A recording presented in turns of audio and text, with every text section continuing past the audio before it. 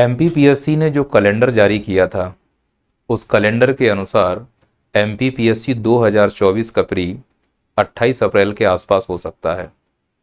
आप में से कई ऐसे बच्चे होंगे जो पहली बार एमपीपीएससी की तैयारी करने का मूड बना रहे होंगे, लेकिन उनके सामने सबसे बड़ा प्रश्न ये है कि एमपीपीएससी की तैयारी शुरू कैसे की जाए। क्या प्री और मेंस को अलग अलग पढ़ना चाहिए या फिर प्री और मेंस को कंबाइन करके पढ़ना चाहिए? अगर आप में से किसी के मन में ये डाउट आ रहा है तो परेशान नहीं होना है। मैंने एक अलग से वीडियो बनाया है एमपीपीएससी 2024 की क्या हो रणनीति। आपके जितने भी सवाल हैं संभवतः उनके जवाब इस वीडियो में जरूर होंगे, और आपको लगता है कि आपके किन्हीं सवालों का जवाब मेरा वीडियो देने में सक्षम नहीं है तो आप मुझे मैसेज कीजिए, कमेंट कीजिए। आपके उन सभी सवालों को इकट्ठा करके मैं एक वीडियो और बना दूंगा, जैसे कि अभी बना रहा हूँ बुक लिस्ट के लिए। आप लोगों ने डिमांड की थी कि एमपीपीएससी 2024 प्री के लिए एक बुक लिस्ट बता दीजिए कि कौन कौन सी किताब या किस कोचिंग के नोट्स पढ़ने चाहिए। जो मैं आपको बुक लिस्ट बता रहा हूँ ये मेरा व्यक्तिगत अनुभव है। हो सकता है कोई दूसरा टीचर किसी दूसरे पब्लिकेशन की बुक बता रहा हो। कुल मिला के आपको सभी टीचरों की बात सुननी है। कोई भी टीचर आपको गलत सलाह नहीं देगा। सब चाह रहे हैं कि उनके बच्चे अच्छा कंटेंट पढ़ें, ऑथेंटिक कंटेंट पढ़ें। मैं भी उसी दिशा में काम कर रहा हूँ। अगर मेरे द्वारा बताई गई बुक या कोचिंग के नोट्स आपके आसपास अवेलेबल नहीं है तो जो भी ऑथेंटिक सोर्स अवेलेबल हो आप उससे पढ़ सकते हैं। एनसीईआरटी से कुछ भी ऑथेंटिक नहीं, अगर वो है तो द बेस्ट है, पर उसके लिए आपके पास समय होना चाहिए। अगर आपके पास 1-2 साल एमपीपीएससी के लिए हैं तो आंख बंद करके एनसीईआरटी पढ़ना शुरू कर दो। समय कम है, जैसे कि आज से हम देखते हैं तो 120 दिन है, तो फिर हमें पर्टिकुलर सोर्स ही पढ़ना पड़ेगा। दूसरा, एमपीपीएससी 2023 का प्री हमने देखा, उसमें एक ट्रेंड समझ में आया कि जैसा जानते हैं कि पेपर फर्स्ट में 10 यूनिट होती हैं। पहले क्या होता था, किसी एक यूनिट से ज़्यादा प्रश्न पूछते थे, दूसरी यूनिट से अपेक्षाकृत कम प्रश्न पूछ लेते थे। और 2023 के प्री में एक चीज़ समझ में आई कि उन्होंने लगभग हर एक यूनिट से 10 प्रश्न पूछे हैं, लगभग बोल रहा हूं मैं। तो अब वो वाला तिलिस्म टूट गया कि एक काम करो, यूनिट 9 यूनिट 10 पढ़ लो, एमपीजी के पढ़ लो, करंट पढ़ लो और हो जाएगा। अब हमें सभी यूनिट पर थोड़ा थोड़ा ध्यान देना पड़ेगा। दूसरी बात यह है कि पेपर ने जिस प्रकार से अपना रुख दिखाया है उससे समझ में आ रहा है कि केवल प्री की पढ़ाई मत करो, साथ साथ थोड़ा डेप्थ में पढ़ते चलो।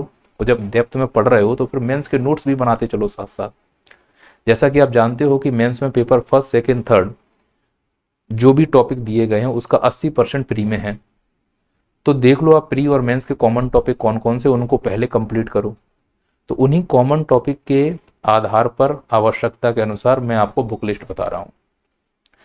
सीधी सी बात है, मेरा ये भी मानना है कि बुक लिस्ट के लिए आपको कोई वीडियो देखने की जरूरत नहीं है, लेकिन पहली बार जब आते हैं तो ये वीडियो आपकी हेल्प करते हैं। तो आप जिस भी टीचर को देख रहे हो, चाहे वो नैया पार का हो या किसी भी अन्य संस्था से हो, आप सब पर आंख बंद करके ट्रस्ट कर सकते हैं।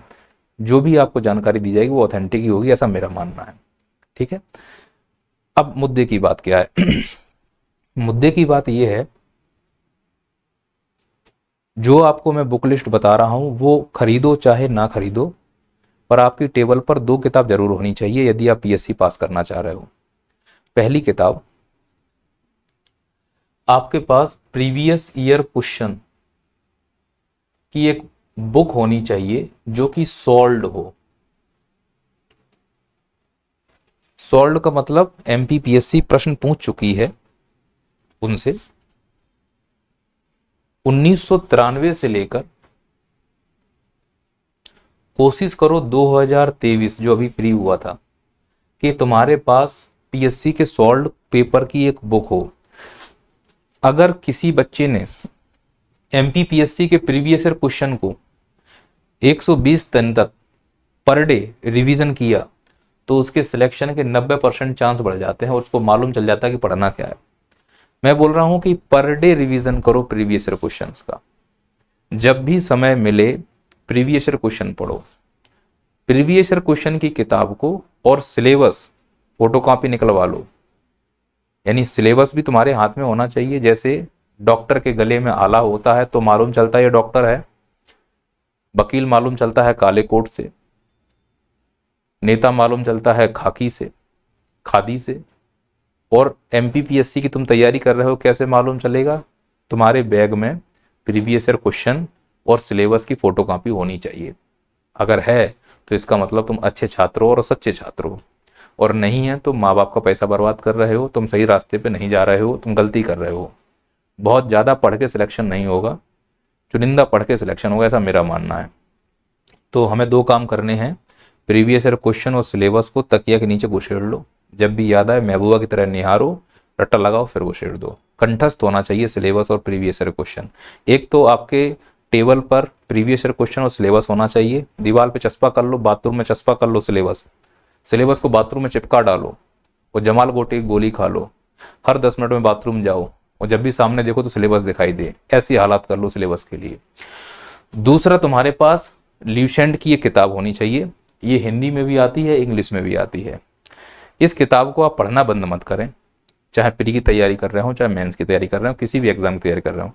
ये मुझे ऐसा लगता है कि एक पॉकेट है, छोटा सा धमाका है। इसमें जो हम पढ़ते हैं, पढ़ने के दौरान जो दरारें रह जाती हैं, उन दरारों को भरने का काम करती है ल्यूसेंट। छोटे मोटे फैक्ट रिकॉल कराने में हेल्प करती है ल्यूसेंट। इसीलिए ल्यूसेंट को तो पर डे 1 घंटा रिवीजन करना ही करना है।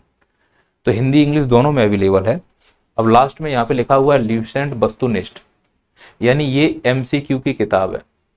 जब आप यहाँ से ल्यूसेंट से कोई टॉपिक पढ़ के जाते हो तो उसी के प्रश्न तुमको इस किताब में मिलेंगे, तो ये प्रैक्टिस के लिए बहुत अच्छा है। तो 3 या 4 किताबें तुम्हारे या नोट्स तुम्हारे टेबल पर होना चाहिए। सिलेबस की फोटोकॉपी प्री और मेंस की, प्रीवियस ईयर क्वेश्चंस सॉल्व 1993 से 2023 तक, ल्यूसेंट की किताब हिंदी में इंग्लिश दोनों में, और ल्यूसेंट का ऑब्जेक्टिव वाला हिंदी इंग्लिश दोनों में आता है। ये तो होना ही चाहिए।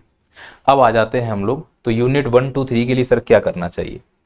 सबसे पहले बात करते हैं कि प्री में यूनिट 1 के लिए क्या पढ़ें। देखिए, अगर हम प्री में यूनिट 1 की बात करें, जिसमें कि मध्य प्रदेश का इतिहास है, जैसा कि आप लोग जानते हैं। अब मैं फिर से बोल रहा हूं कि आप मध्य प्रदेश के लिए कोई भी बुक पढ़ सकते हैं। जैसे मैं यहाँ पर पुणेकर के लिए बोल रहा हूँ, पुणेकर का, और खासकर एक उपकार में आती है, जैसे सिद्दीकी साहब की किताब आती है MPG के उपकार की, उसकी भी हिस्ट्री बहुत अच्छी है।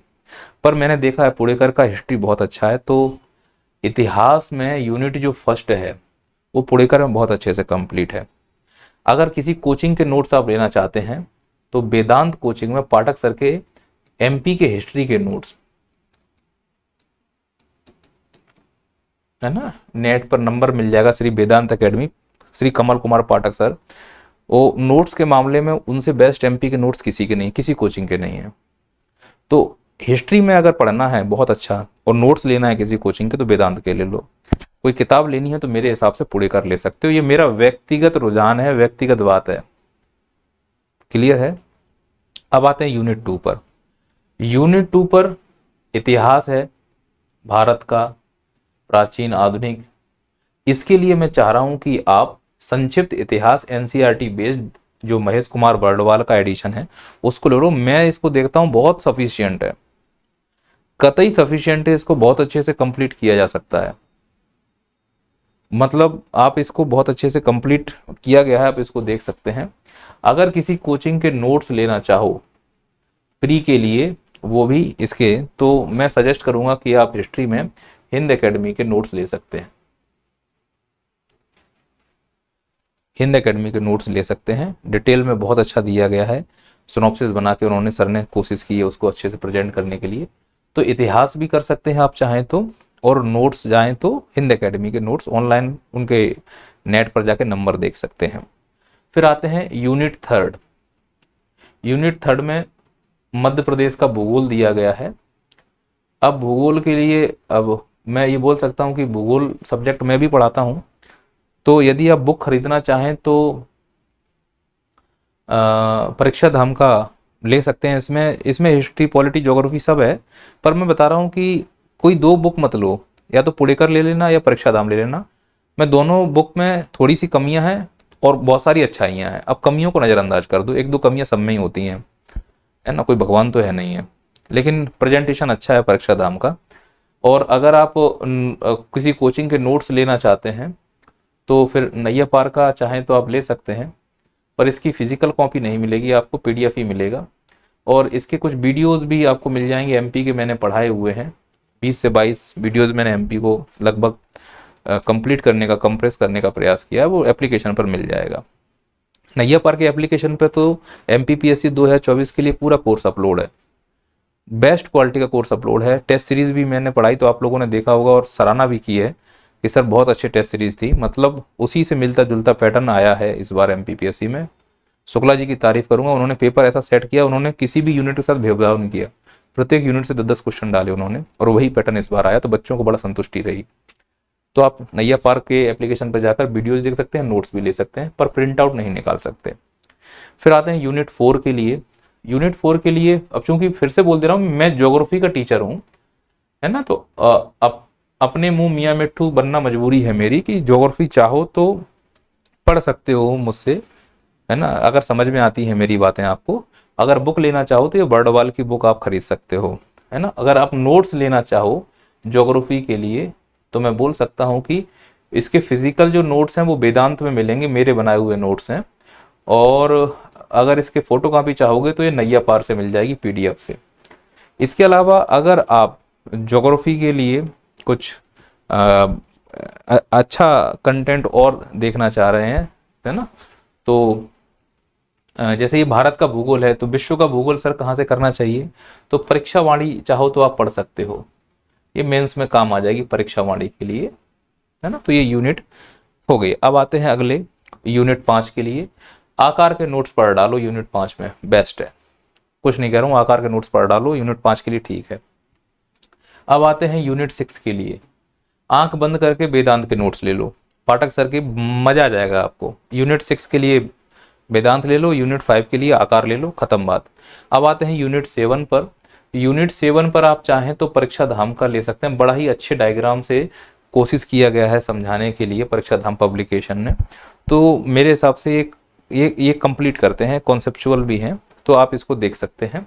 सर अगर किसी कोचिंग के नोट्स लेना चाहें तो महात्मा गांधी के नोट्स ले सकते हैं MGCI के यूनिट 7 के लिए, ठीक है। आगे करंट अफेयर्स यूनिट 8 में जाते हैं, तो मेरे हिसाब से एग्जाम PD आप ले सकते हैं। अगर आप चाहें तो परीक्षा धाम का भी करंट अफेयर्स पढ़ सकते हैं, जो भी आपके पास अवेलेबल हो। SPDV की भी आती है ना। और सबसे अच्छा तरीका ये है, करंट अफेयर्स से क्वेश्चन तो अब आने लगे हैं कोरिलेशन करके, डायरेक्ट करंट अफेयर्स नहीं आ रहा है, वो इंटरलिंक कर रहा है सब्जेक्ट से, जैसे भूगोल से इंटरलिंक करेगा, कहीं ज्वालामुखी आया तो वो भूगोल में पूछ देगा, ऐसे ही कोई संशोधन हुआ है तो संविधान में पूछ देगा। तो करंट केवल फैक्ट मत पढ़ो, करंट को इंटरलिंक करो, तो उसको अखबार पढ़ो, कई सारे यूट्यूब चैनल पर करंट पढ़ा रहे हैं, एक राजस्थान के सर हैं वो पढ़ाते हैं, मध्य प्रदेश में भी एक टीचर हैं जो करंट पढ़ाते हैं यूट्यूब पर फ्री में, तो उनको सुनो, करंट ज़्यादा सुनोगे ना तो एक दूसरे से इंटरलिंक होगी, कनेक्ट होगी। यूनिट 9 के लिए मैं चाह रहा हूँ, इसके लिए अगर आप चाहें तो परीक्षा धाम का यूनिट 9 खरीद सकते हैं। और इसके लिए अगर मैं नोट्स की बात करूं कि सर किस कोचिंग के नोट्स इसमें बेस्ट रहेंगे, तो अभी आप चेतन मीना के जो नोट्स हैं वो ले सकते हैं, इसमें जाके प्रेफर कर सकते हैं। यूनिट 9 के लिए मैं मानता हूँ नोट्स अच्छे हैं। और नैया पार में देवदत्त सर ने भी बहुत अच्छे से यूनिट 9 को पढ़ाया है, तो उनके नोट्स भी नैया पार पर अवेलेबल हैं। मैं बुक की बात बता दे रहा हूँ, साथ साथ कोचिंग की बात बता दे रहा हूँ, है ना। यूनिट 9 में आप चाहो तो संजय गुप्ता सर में परीक्षा यानी निर्माण IAS से भी ले सकते हैं। यूनिट 10 के लिए क्या करें, देखिए मैं कई सारे विकल्प हैं, मैं बता देता हूँ। पहली प्रायोरिटी पर रखूंगा वेदांत के नोट्स, पाठक सर ने बनाए हैं। दूसरी प्रायोरिटी पर रखूंगा नैया पार में शुक्ला सर के नोट्स, और तीसरी प्रायोरिटी पर रखूंगा शुभम गुप्ता सर। इनकी इनसे फोन करके पूछ लो, यूट्यूब पे नंबर मिल जाएगा, इनकी PDF मिलेगी कि नहीं, इन्होंने यूट्यूब पे फ्री पढ़ाया है। तो आप चाहते हैं तो इन तीनों में से कोई भी ले लें। मैं ये नहीं कह रहा हूँ कि ये फर्स्ट है, ये थर्ड है, मैं ये बता रहा हूँ कि मेरी ये प्रायोरिटी है। अब क्योंकि मेरी संस्था है तो मैं तो अपनी संस्था की तारीफ करूंगा ना, पर अपनी तारीफ करने से अच्छा है सामने वाला उसकी तारीफ करे। अब चाहता तो मैं 10 यूनिट में अपनी बता सकता था, है ना, और बताना भी चाहिए था, पर मुझे लगा कि आप तक सही चीज़ें पहुंचनी चाहिए, जिस कोचिंग का जो मुझे सही लगा वो मैंने आपको बता दिया। बाकी नैया पार पर 10 यूनिट रिकॉर्डेड हैं, अगर आपको लगता है तो डेमो देख सकते हैं, कंटेंट में आपको मज़ा आ जाएगा, मेरा ये विश्वास है ना। मज़ा आ जाएगा मतलब मैं कोई ऐसा सामान नहीं बेच रहा हूँ, मैं नहीं तो मालूम चले कि आपने सर लंबी लंबी फेंक दी, हमें मज़ा नहीं आया, क्या करें। तो 500 रुपये का तो कोर्स है, वापस ले जाओ पैसा, और क्या, है ना।